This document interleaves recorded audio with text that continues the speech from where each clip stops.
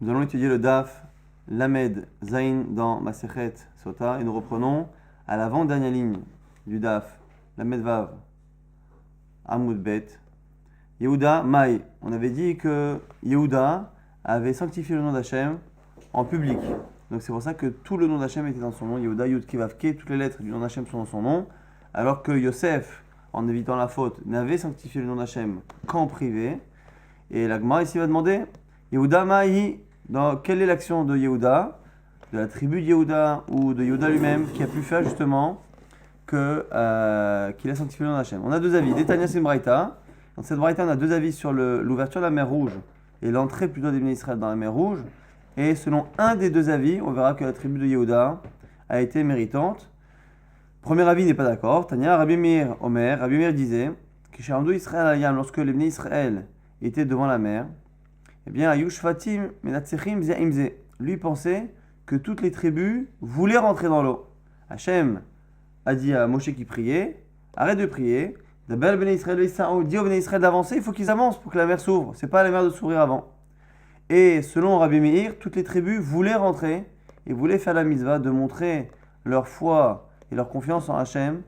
Chacun le voulait. Zéomer, Ani Yored Layam, Trilayam, Zéomer, Ani Yored Trilayam. Chacun disait, je rentre en premier, je rentre en premier. Kafat, Shifto, Sheb Binyamin, Veyarad, Layam Trila. Pendant que tout le monde tergiversait, la tribu de Binyamin est rentrée dans l'eau. Chez Neymar, comme c'est marqué, Sham Binyamin, Sa'ir, Rodem. Là-bas, c'est un peu Télim, encore une fois. La Gemara ne s'attarde pas sur le sens premier, que là-bas, il y avait Binyamin, Sa'ir, un jeune, Rodem, qui dormait. Ici, c'est un jeu de mots, non pas Rodem, Atikre Rodem. Et là, Radiam. En deux mots, Rad qui est descendu Yam dans la mer. Et la fin du pasuk nous dit quoi?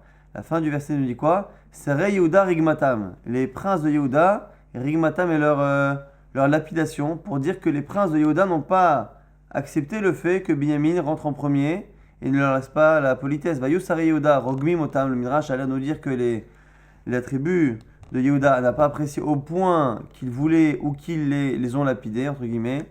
Chez les Mars, Sarei Yehuda Rigmatam, comme c'est marqué à la fin du verset. Les Fichaz Zacha Binyamin Atzadik Finasa.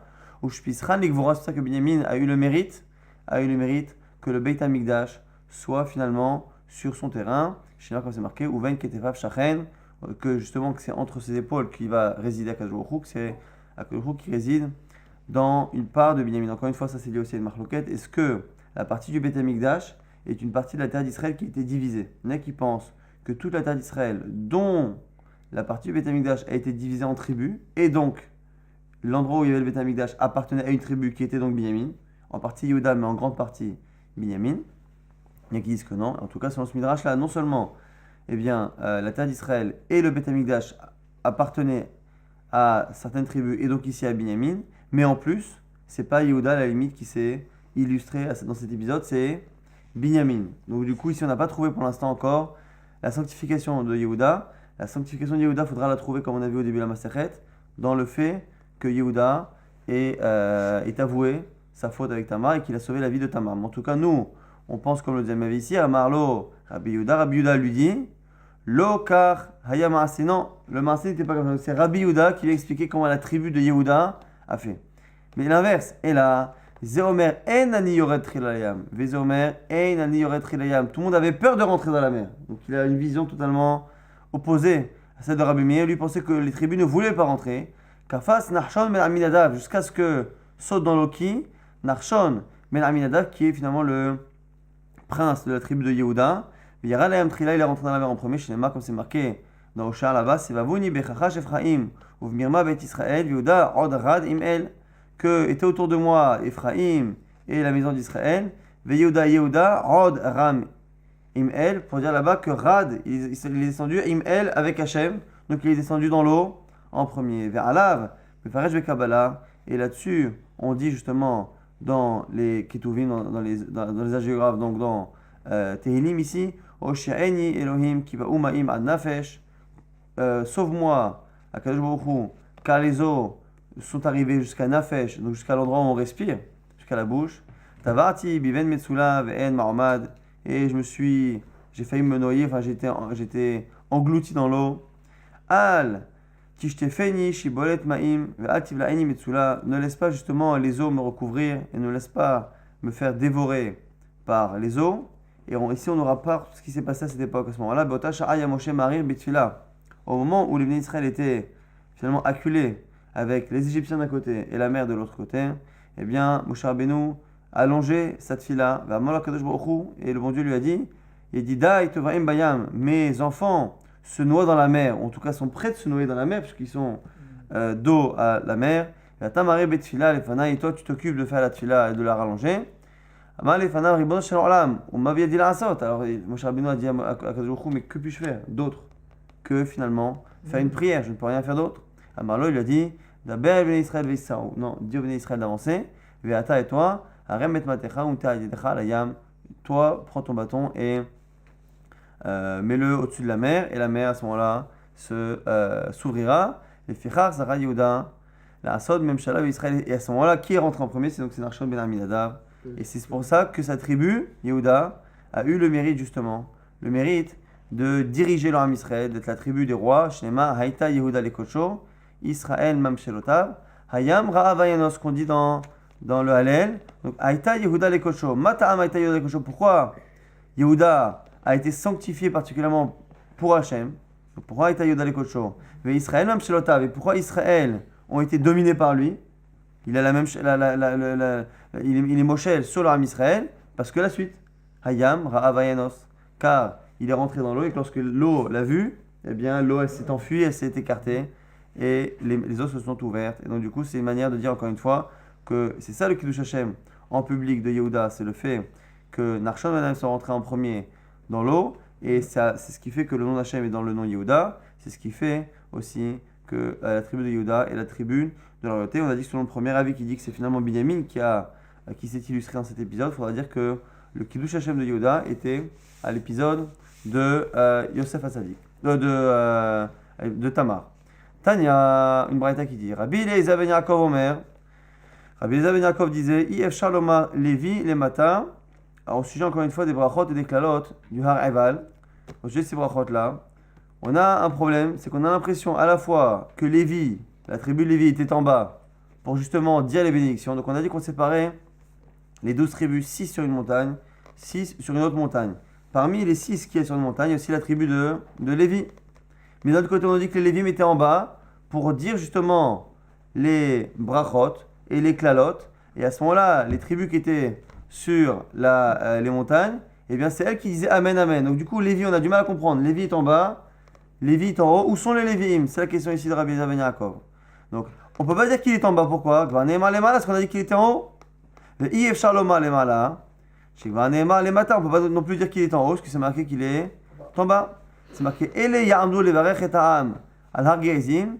Voici les tribus qui seront sur la montagne. Donc sur la montagne, Shimon, Lévi, Yehuda, donc Lévi est en haut. Et d'un autre côté, c'est marqué qu'en bas, il y aura Bechol Israël Amdim, Misé ou Misé le Aaron. Et qu'en bas, il y aura les Bnei Israël qui seront là de part et d'autre du Aaron. Neged HaKohanim ve'alviim. Nos Aaron devant les Kohanim et les Lévi'im qui portent le Aaron en bas donc et qui font les bénédictions. Donc Lévi est en haut ou en bas. Haketzad, comment c'est possible? La Gemara propose une première réponse. Zikne Kehuna Ulvia les Mata. Les Kohanim et les Lévi'im âgés étaient en bas. VHA et les jeunes en haut. Rabbi Yoshia Omer, Rabbi Yoshia propose autre chose. Kolara ou les charrettes les Mata. Non, comme c'était pour porter le Aaron qu'il fallait rester en bas, essentiellement, eh bien ceux qui étaient en âge plus de 30 ans, justement de faire le service au Beth Amikdash et de porter les objets, étaient en bas. VHR et les autres Lévi'im en haut. Donc on a trouvé deux réponses pour expliquer comment se fait-il que Lévi soit en haut, en bas. En fait, on a séparé la tribu en deux. Ça, c'est deux tirotim. Rabbi Omer et Louvelo les Mata, Hen Amdim lui dit non. À la fois les Lévi'im de la montagne, à la fois les autres étaient en bas. Comment c'est possible? Afroupneem klapé har geizim ou patrou bibracha, klapé har eval ou patrou bikala. Lui, il pense qu'en fait, quand on dit les tribus étaient sur la montagne, lui pense que le lachon al sur n'est pas à lire au sens propre, mais réellement, ils étaient dans tous les cas en bas, la montagne en face. Et donc du coup, il n'y a pas de problème à dire que les Lévim étaient à la fois face à une montagne et à la fois en bas de la montagne, parce que finalement, personne n'est jamais monté sur la montagne. Maïha al, la Gemara dit c'est quoi al? C'est marqué sur. Al Bessamour, c'est venu dire que juste à côté, très proche de la montagne. Quel détail comme c'est une braïta, ou dans la braïta on voit que Rabbi dit déjà ça. Venatata la marechet levona zaka, au sujet des pains, les chemapanim, des pains du Beth Amikdash, c'est marqué qu'on posera sur justement le pain à la marechet Levona, zakat de l'encens, de manière très très fine. Et là-bas, Al, à Biomer, Al Vesamour, c'est pas sur le pain qu'on met, mais c'est juste à côté. Alors, Ataomer Al Vesamour, Oenol Al Mamash, là-bas aussi il se pose la question d'où je sais que c'est pas sûr et que c'est à côté, c'est d'ailleurs. Que chez Omer Vesakota Al Aharon est à Parochet. Donc il y a le Haron, il y a l'arche saint dans lequel il y avait les louchot, et il fallait séparer cet endroit-là d'un autre avec un rideau. Parochet, c'est un rideau. Et là-bas, on dit tu mettras sur le Haron le rideau. Or, le rideau est censé séparer, on va dire, horizontalement, mais lui, il est vertical, mais séparer de manière horizontale deux choses. Et donc, du coup, il n'y a pas de raison de le mettre au-dessus du Haron. Du coup, la référence de base, c'est dans le Haron qu'on apprend qu'un rideau, puisque le rideau est censé séparer deux objets qui sont l'un en face de l'autre, et bien forcément que lorsqu'on dit que le rideau était au-dessus, c'est pas au-dessus, mais c'est juste à côté pour justement séparer le Haron du reste. Du coup, c'est de là qu'on apprend que Al, quand ça nous gêne, on peut dire que c'est à côté. Du coup, on l'apprend pour le pain. Au lieu de dire qu'on met l'encens sur le pain, on le met à côté. Et pareil, chez nous, quand on a du mal avec les Lévi'im à comprendre s'ils sont en haut ou en bas, au lieu de dire comme les deux premières avis qui ont dit que finalement on a séparé les jeunes, les vieux, ceux qui peuvent servir, ceux qui ne servent pas, lui il a préféré dire finalement que c'était les mêmes et que lorsqu'on a dit qu'ils étaient sur la montagne, c'est une façon de parler et que finalement tout le monde était proche de la montagne, mais personne n'y est monté. Afroup, Nehem, Klapé Hargezim ou Patroup, Vivracha, on a dit qu'ils se retournaient vers le Hargezim et on faisait les brachot, après vers le Harival et on faisait les klalot. Tanora Badan Braïta qui dit que finalement, sur chaque mitzvah à faire et donc à ne pas transgresser, eh bien on avait une bracha et une klala, mais qui à chaque fois doublée. Pourquoi? Baruch biklal, Baruch bifrat, Arur bichlal, Arur bifrat. Sur chaque mitzvah, eh bien on dira de manière générale, béni soit celui qui fait la Torah, béni soit celui qui fait cette mitzvah. Arur, maudit celui qui ne fait pas la Torah, maudit celui qui ne fait pas cette mitzvah. Donc on prend une mitzvah X, par exemple Avodah Zara. Donc béni soit celui qui ne fait pas Avodah Zara, béni celui qui fait toute la Torah, béni celui qui ne fait pas Avodah Zara, maudit celui qui ne fait pas toute la Torah, maudit celui qui fait Avodah Zara. Donc on a finalement sur chaque mitzvah 4 formulations, à chaque fois une bénédiction et une malédiction générale sur la Torah, et à chaque fois une bénédiction et une malédiction précise sur cette mitzvah. Donc ça fait 4. Et après, il nous dit que sur chacune, l'ilmod ou le lamed, l'ishmor velasot. Sur chaque mitzvah, on a aussi l'obligation de l'ilmod, de l'apprendre, de l'étudier la mitzvah, ou les lamed, de la transmettre, l'ishmor velasot, de la garder et de la faire. Alors en général, quand on parle de l'ishmor velasot, c'est souvent l'ishmor par rapport aux mitzvot négatives, la mitzvot positive, mais là ici c'est pas le cas, parce qu'on parle sur chacune des mitzvot de la Torah. Les 613, on a tous là. Donc l'ishmor, c'est dans l'étude faire en sorte de garder la chose, de retenir, de répéter, de réviser, pour garder encore une fois cette information que j'ai étudiée. Je l'ai étudiée pour moi, je l'ai transmise à l'autre, mais j'ai aussi besoin de la garder. Comment je la garde? Faire en sorte de ne pas l'oublier. Et la hasot, c'est le dernier point qui est au niveau de l'action pratique. Donc on a finalement sur chaque mitzvah une bénédiction générale, une bénédiction précise, une malédiction générale, une malédiction précise, puis sur chaque mitzvah également l'obligation de l'apprendre, de l'étudier, de l'enseigner, de faire en sorte de ne pas l'oublier, comme dit le Marsha, et de la mettre en pratique. Arba, arba, arba, ça fait 4 de 4, aré shmoné, shmoné ou shmoné, aré, shechesre, finalement sur chaque mitzvah, on a 16, puisque finalement chaque chose, chaque point, chaque 4 est multiplié par 4, donc on a finalement 16 packs sur chacune des mitzvot. Vechen Bessinai, pareil au Har Sinai. Donc ici on pense que même au Har Sinai, finalement toutes les mitzvot ont été enseignées avec encore une fois une bracha générale, une klala générale, une bracha précise, une klala précise, puis l'obligation d'apprendre, d'enseigner, de retenir et de mettre en pratique.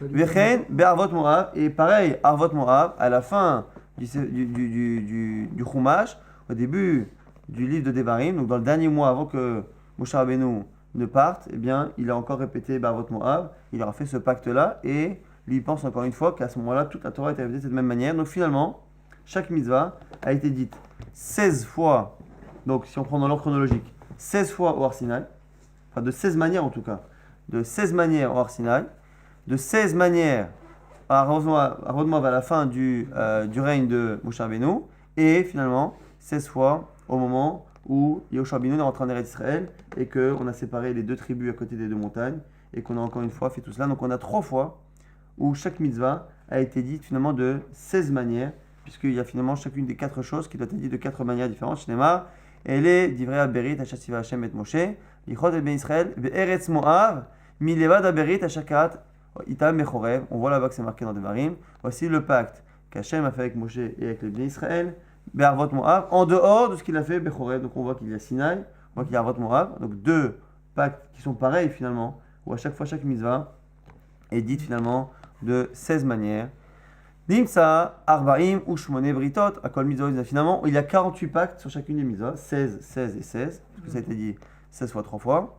Rabbi Shimon, Motzi Har Gerizim, Vehar Eval. Qu'est-ce qu'il dit Rabbi Shimon? Il dit non, Har Gerizim, Vehar Eval ne font pas partie Umachnis, et il fait rentrer Ohel Moed, Shema Bidbar, la paracha du Ohel Moed. Donc ici, Kanye, que tout le monde est d'accord que finalement toutes les mitzvot ont été dites finalement 48 fois finalement de 16 manières et 3 fois de 16 manières.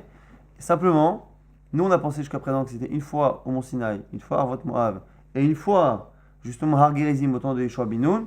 Lui, il exclut ça et il rentre un troisième cas qui est quoi? Qui est Ohel Moed, lorsque Moshe Rabbeinu rentrait dans la tente d'assignation et que Moshe Rabbeinu, Akadosh Baruch Hu, lui donnait les mitzvot. Et en fait, tout de suite, la Gemara va dire que cette marloquette, il y a une autre marloquette. Ou bien plus tard, c'est lié à une autre discussion dans les Tanaïm. Netanya, Rabbi Shmael Omer, Rabbi Shmael nous dit Klalot Nemo Besinaï ou Fratot Be'ohel Moed. Rabbi Shmael pense que quand Moshe Rabbeinu est monté au Har Sinaï, il n'a pas reçu la Torah en détail. Il n'a reçu que la Torah de manière globale, comme ce qui est marqué, la Torah écrite, c'est-à-dire fais ci, fais ça, ne fais pas ci, ne fais pas ça, mais de manière globale. Les détails, non. Quand est-ce qu'on a eu les détails? Be'ohel Moed, lorsqu'il est descendu et qu'il allait dans la tente d'assignation, par prophétie, Akadosh lui a transmis tous les détails de la Torah orale, tous les détails de l'application des mitzvot.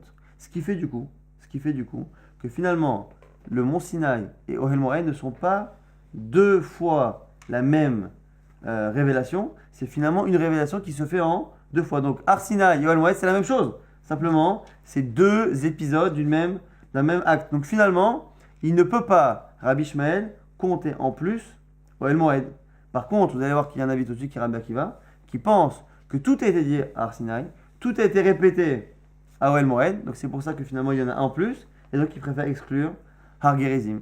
Rabbi Akiva Omer, Kalot ou Pratot Nemo Besinaï, lui dit non, tout a été dit au Mont Sinaï. Qu'est-ce qu'il est parti faire pendant 40 jours sinon, si ce n'est apprendre les détails? Mais Nishnu Ohel Moed, et ils ont été répétés au Ohel Moed. Mais Nishtashu Be'arvot Moav est répété une 3e fois Be'arvot Moav, et du coup, puisqu'on a déjà ces 16 manières de comprendre, de voir une mitzvah, qui est justement dû au fait que l'ilmod ou l'amed, les chevaux la sorte, parce que autant les klalot et les brachot, c'est sûr qu'on l'avait au moment du Yeshua ben Nun, mais la partie enseigner, apprendre, garder et pratiquer, c'est pas évident qu'on l'ait au temps du Yeshua ben Nun, donc lui préfère dire qu'au moment du Yeshua ben Nun, ce n'est pas arrivé. Donc finalement, on a une marloquette, tout le monde est d'accord que 3 fois, chaque mitzvah a été dit finalement de 16 manières, à chaque fois, sur chaque mitzvah, une bracha générale, parce que quand on fait une mitzvah, c'est comme si on faisait toute la Torah, donc une bracha sur toute la Torah, une bracha sur la mitzvah, une malédiction sur toute la Torah, et une malédiction sur le fait de ne pas faire cette mitzvah ou de faire cette avera, et sur chacune des 4, le fait de la prendre, de l'enseigner, de la transmettre, de la retenir et de la mettre en pratique. Simplement, selon Rabbi Akiva, ces 3 manières de voir la Torah ont été dites du temps de Moshe Rabbeinu. Intéressant que c'est aussi lié au fait qu'est-ce qu'il y a eu quelque chose de nouveau après Moshe Rabbeinu. Lui pense que c'est au temps de Moshe Rabbeinu. Donc le Har Sinaï une première fois, Ohel Moed une seconde fois, et à la fin de sa vie à Barvot Moav. Et selon Rabbi Ishmael, ça a été dit 2 fois du temps de Moshe Rabbeinu, parce que finalement Har Sinaï et Ohel Moed sont une même révélation qui se fait en 2 temps. Donc une fois Har Sinaï et Ohel Moed, une seconde fois à Barvot Moav, et une 3e fois au temps de Yeshua ben Nun. Ve'en lecha kol davar mitzvah ou mitzvah shektuva batorah shelo nichetu alei 48 britot. Donc on continue encore une fois cette braïta qui finalement conclut que selon tout le monde, eh bien chaque mitzvah a eu 48 pactes. Encore une fois, que ce soit fait tout du temps de Moshe Rabbeinu ou en partie avec Yeshua ben Nun, c'est encore une autre question, mais quoi qu'il arrive, on arrive au chiffre 3 x 16, 48. Et maintenant vous allez voir qu'il y a une petite marloquette au sujet de Rabbi Shimon. Rabbi Shimon, c'est Rabbi Shimon Bar Yochai. Mais ici, c'est Rabbi et Rabbi Shimon ben Yehuda qui vont discuter à son sujet. Et la différence est assez fine. La Gemara va essayer de comprendre rapidement la différence. Rabbi Shimon ben Yehuda, Ish Kfar Ako. Rabbi Shimon, le fils de Yehuda de Kfar Ako, du village de Ako. Amar, Mishum Rabbi Shimon disait au nom de Rabbi Shimon Bar Yochai.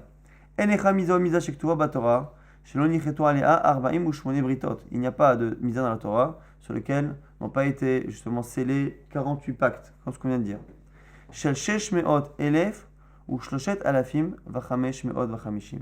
Mais des pactes fois quoi? Fois 600 000, 603 000, 600 plus 3 000 shloshet alafim, vachamesh me'ot et 500 et 5. Donc 600 000, 603 505, ce qui correspond exactement voilà, au minyan, au compte des Bnei Israël qu'il y a eu dans le désert.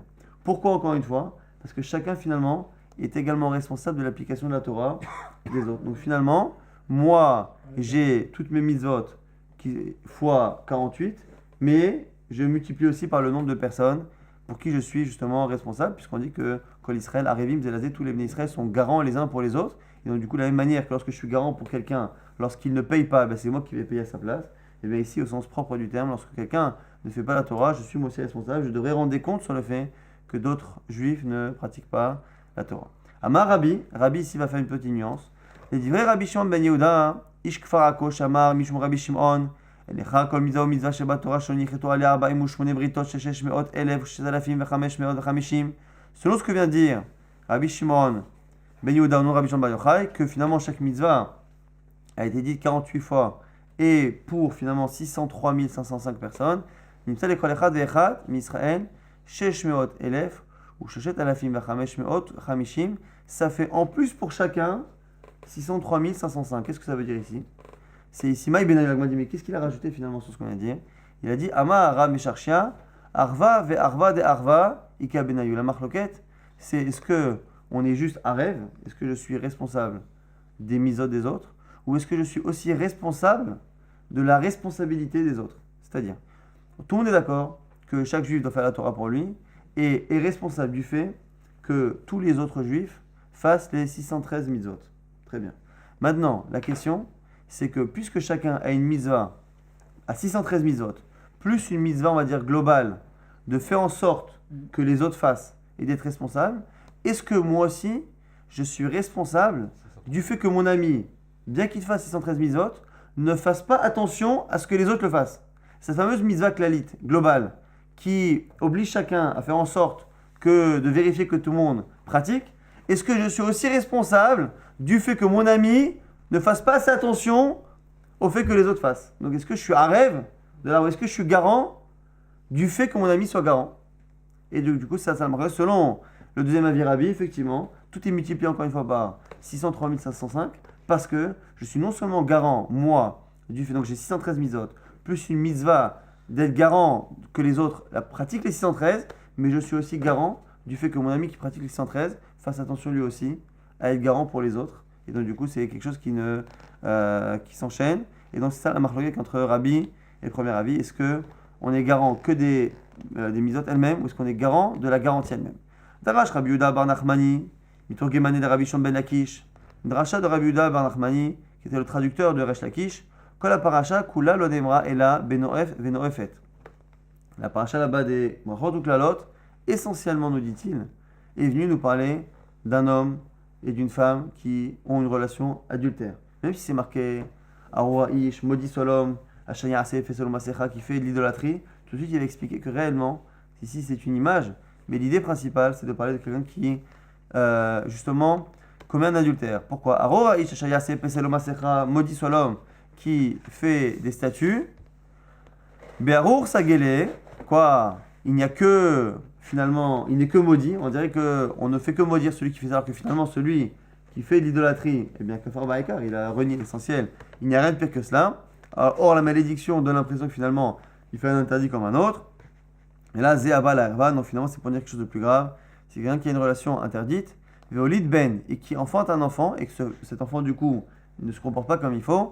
Alors, cet enfant-là, qui en plus en général est mamzer, donc il ne peut pas épouser des juifs, donc du coup il sort un peu du clan Israël, donc il va se marier avec quelqu'un d'autre, avec un idolâtre, vers Avada Vodazara, il fait de l'idolâtrie, et du coup, Aorim, Aviv, Ve'imo, chez Shekar Garmulo. Et c'est en cela qu'ils sont maudits par rapport à la pratique idolâtre de leur fils, qui n'est pas du coup leur action directe. Parce que si c'est leur idolâtrie à eux, nous dit la Gemara, c'est beaucoup plus grave qu'une malédiction qu'ils devraient recevoir. Mais ici, c'est la malédiction d'être le père d'un enfant qui se comporte mal, mais qui finalement a un mauvais comportement qui est dû indirectement ou directement aux mauvaises actions des parents. Tanora Balan Braïta qui nous dit Venatata et Averacha al har Gerizim, Vetakilala al har Eval. C'est marqué. Et tu donneras, tu diras la bracha sur le mont Gerizim et la Kelala et la malédiction sur le har Eval. Elle m'a dit Matalmud Loma, à quoi servait ce passouk? Pourquoi? Im le lamet et bracha al har Gerizim ou Klala al har Eval. Si c'est pour me dire quelle est la montagne qui recevra la bracha et quelle est celle qui recevra la Klala, c'est déjà marqué avec Varnémar, c'est marqué déjà par ailleurs. Ele ya'amdu levarech et ta'am al har Gerizim. Voici, lorsque la Torah nous donne les tribus qui seront sur les montagnes, c'est marqué, voici les tribus qui vont bénir le mont Gerizim, et voici les tribus qui vont maudire sur le mont Eval. Donc en parlant des tribus, on a déjà dit quelle est la montagne qui sert de bénédiction et quelle est celle qui sert de malédiction. Donc à quoi ça sert de me répéter une autre fois? Tu sais, la bracha sera sur cette montagne et la malédiction sur l'autre montagne, on sait déjà. Donc finalement, à quoi ça sert? Ortiv, et là, et là, les akdim bracha les klala. Donc du coup, c'est pour nous apprendre finalement que la bracha sera avant la klala. Alors quoi? On aurait pu penser que du coup, toutes les berachot, on fait d'abord toutes les bénédictions sur la montagne, et après, on fait toutes les malédictions. Donc encore une fois, selon la marque qu'on a vue tout à l'heure, soit toute la Torah aurait été dite sous forme de bénédiction, et après, toute la Torah sous forme de malédiction, soit selon l'avis qui disait que non, toute la Torah n'a été dite qu'au temps de Moshe Rabbeinu. Au temps de Yoshua Binu, c'est que les 11 mitzvot qui sont marqués dans la paracha, mais quoi qu'il arrive, on aurait pu penser que on dit d'abord toutes les brachot, et après on enchaîne, on se tourne vers les klalot, Tamulomar, Beracha ou Klala. C'est marqué justement qu'on donnera la Beracha ici et la Klala là-bas. Le fait qu'on ait répété une seconde fois, c'est pour nous montrer qu'en fait, les deux ne sont jamais réellement dissociés, et qu'en fait, on fera sur chaque mitzvah, Bracha, Klala, Bracha, ce sera un aller-retour constant, et non pas deux choses séparées, les brachot d'un côté et les klalot de l'autre côté. Beracha achat kodemet les klala, une première bracha qui devance la malédiction sur ce même point, mais c'est pas que toutes les bénédictions devancent toutes les malédictions. Et autrement aussi, le fait qu'on ait répété une seconde fois Beracha ou klala à côté de l'autre, c'est pour faire un ekesh, et pour nous apprendre que l'on apprend la halachot de l'une à l'autre. C'est marqué certains détails pour les brachot, mais pas pour les klalot, on les transpose de klalot. Les détails qui sont marqués pour les klalot, mais pas pour les brachot, on les transpose aussi dans l'autre sens. C'est un ekesh, une des 13 manières de déduire la halachot. Les akish, bracha, les klala, pour encore une fois associer la halachot des malédictions et des bénédictions. L'homme alecha pour t'apprendre. Ma klala belviim, de la même manière que la malédiction se fait avec les léviim, comme c'est marqué. Mais c'est pas marqué pour les bénédictions. Ah, veracha belviim, même les brachot seront faites par les léviim. Ou ma klala avec kolram, de la même manière que la malédiction est faite à voix haute. Marqué veranu alviim vermou kolram. Les léviim diront à voix haute. Ah, veracha, pareil pour les bénédictions, bekolram à voix haute. Ou ma klala bishona kodesh. De la même manière qu'on a vu que les malédictions étaient faites finalement d'Afka en hébreu, on avait vu la Xera Shava. Averacha, pareil pour la bénédiction, Bishona Kodesh. Parce qu'on a vu que le Lachon Ve'anu Ve'amru, ils diront, ils répondront et ils diront, on a vu que à chaque fois ça voulait dire que c'était en hébreu. Mais ça s'est marqué que sur la malédiction. Eh bien on le transpose aussi sur la bénédiction. Averacha Biklalofrat. Umaklala Mechila. Mechila de la même manière que la malédiction, elle est faite justement de manière globale et précise. C'est marqué que justement, maudit soit celui qui ne fait pas toute la Torah, maudit soit celui qui ne fait pas cette mitzvah-là. C'est pas marqué cette formule-là dans les bénédictions, mais on les transpose aussi. Donc finalement, dans les bénédictions, même lorsqu'on parle d'une mitzvah, il faudra d'abord l'introduire en disant maudit soit celui qui ne fait pas, béni soit celui qui fait toute la Torah, et béni soit celui qui fait cette mitzvah comme c'est marqué dans la Torah. Ou maklala, elu ve'elu, en y v'omrim amen, averacha. Et l'eau vélo en amen. De la même manière que pour les malédictions, c'est marqué qu'à la fin de la malédiction, eh bien, toutes les tribus des deux côtés répondent amen de amen. Eh bien, pareil ici, pour les bénédictions, même si ce n'est pas marqué, on apprend cela encore une fois de ce Ekesh.